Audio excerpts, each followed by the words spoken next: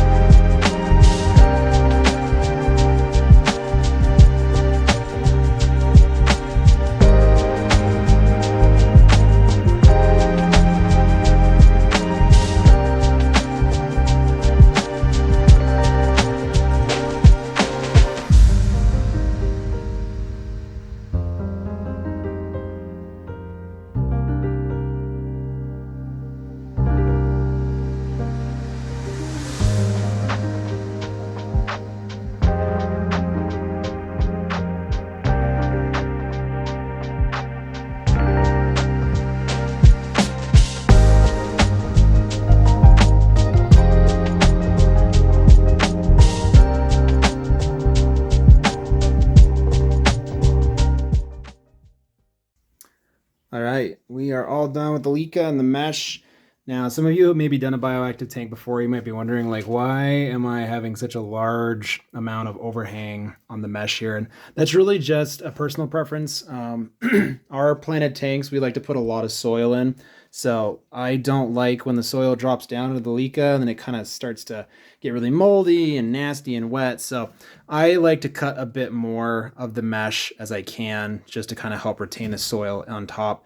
The idea is once you kind of get all the soil and everything put up, these folds should fold in on themselves. So there's no chance of crickets or geckos or anybody getting inside those crevices, because ideally you would pack these so tight that you wouldn't have any kind of creases or folds. So anyways, let's go ahead and throw the dirt in.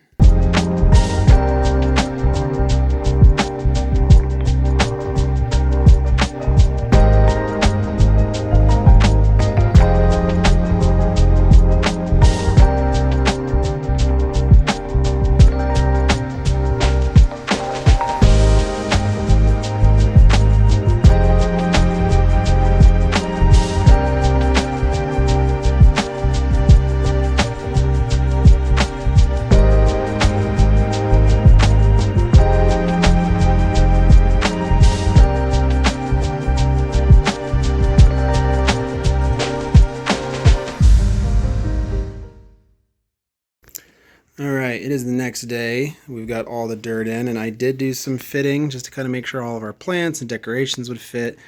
We did just kind of set the plant in here in the pot at first just to make sure that the roots are going to do okay, and I think they will be once we kind of shore some of the dirt up underneath it. But let's go ahead and start getting everything put in.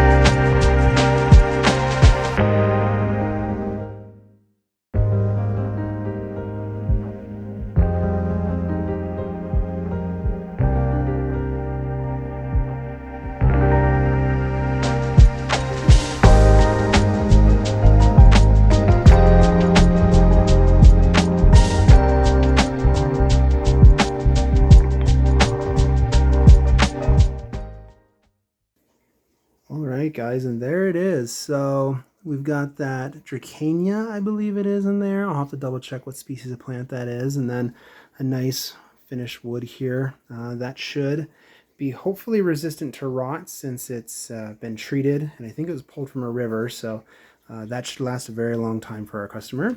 We got the nice little food ledge that came with Thrive. I'll give them credit. These are pretty cool. I think they're styrofoam food holders. We are currently working on a design of our own, but these styrofoam ones are really cool too. And then this really awesome, you can kind of see it here, this climbing branch that we make. These are nice and rigid. They don't rot, they don't smell, they're totally safe and antimicrobial.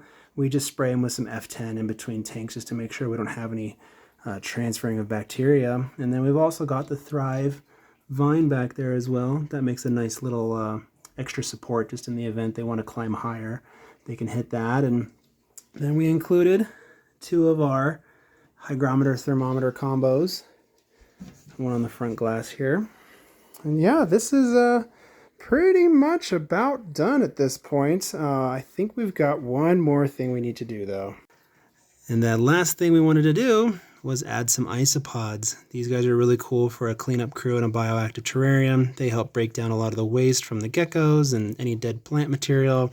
They'll also help churn the substrate to make sure it doesn't get any nasty fungus infections or anything gross in there. So these guys are a really good addition for anybody looking to do a bioactive terrarium. And I think we're going to just go ahead and just lay that in there and we'll let them spread from there.